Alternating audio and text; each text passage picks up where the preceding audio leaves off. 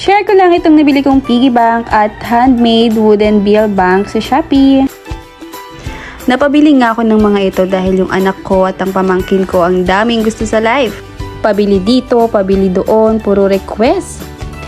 Pero gusto ko munang matutunan nila na hindi lahat ng gustuhin ay makukuha agad-agad.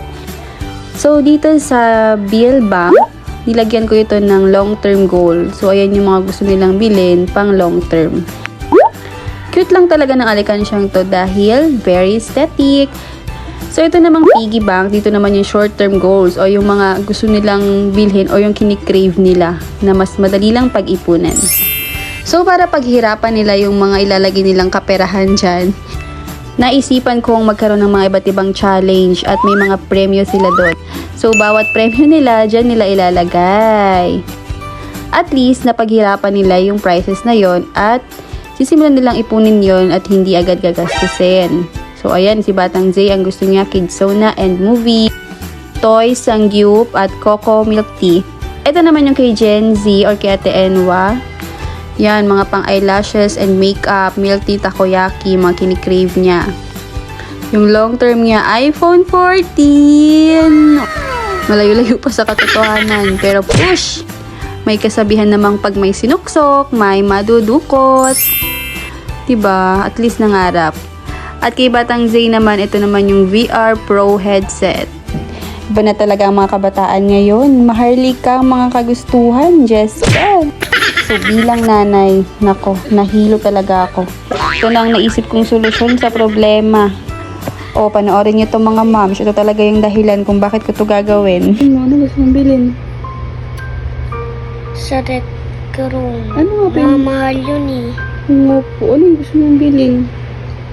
Yung? Wala pa akong makantang ano eh. Makantang spot. O makantang pana eh. Ano kailangan bilhin? Ano nga yung kanina sinabi mo? Bibilin mo. Para mabilis ka na. VR. VR. Okay, you ready? Brought full color pass-through to Quest 3, so now you can see the world around you wherever you are. Wow, this is kind of wild. The graphics are sharper and clearer, so you can still blend virtual objects with the physical world. I mean, this is pretty cool.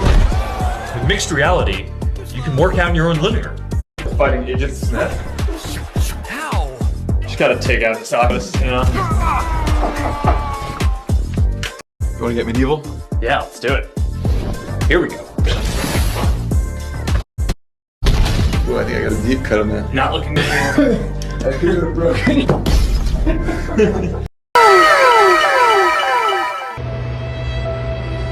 Magkano ba yung VR? Wala ako makakapili. Ano po din ako manood eh. Oh, gets nyo na. Sino ba namang di mapapaiyak dyan? Paano nga ba natin matuturuan ang ating mga anak na mag-ipon? Maaaring umpisahan ang pagtuturo sa pamamagitan ng pagbibigay ng alkansya sa bata at sabihin doon ihulog ang anumang perang matatanggap dahil isa itong panimula para matutuhan nila ang kahalagahan ng pera. Kasi diba the more tayo bigay ng bigay agad, tinotolerate natin or tinuturuan natin silang umasa na lang sa iba. Hanggang ang mindset na lang nila na lahat ng bagay ay napakadali lang. Hindi naman talaga yun ang realidad ng buhay. Gusto kong matutunan nila ang hard work. They have to work for it. Kasunod nun, matututunan din nilang maging responsable. Para matuklasan nilang na in every action, there's a consequence. Diba, mas maaga, mas maganda. Para paglabas nila ng bahay o pag malalaki na sila, they already have the discipline or control. Na maski wala tayo sa tabi nila, conscious na sila sa kanilang mga ginagawa. Ang pangalawa namang tip ni Mr. Chinkitan or kilala as pambansang wealth coach, turuan daw ang mga batang mag-set ng goal. Hanggang makasanayan na nila ang routine na to sa lahat ng bagay.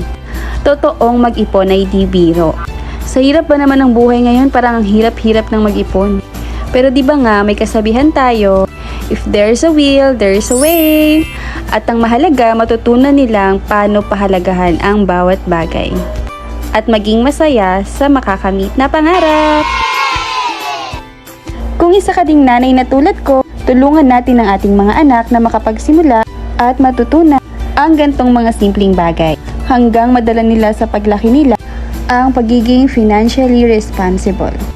Kaya ano pang hinihintay nyo? Order na rin kayo sa Shopee nito. Nasa comment section ang bio link. Click na to order.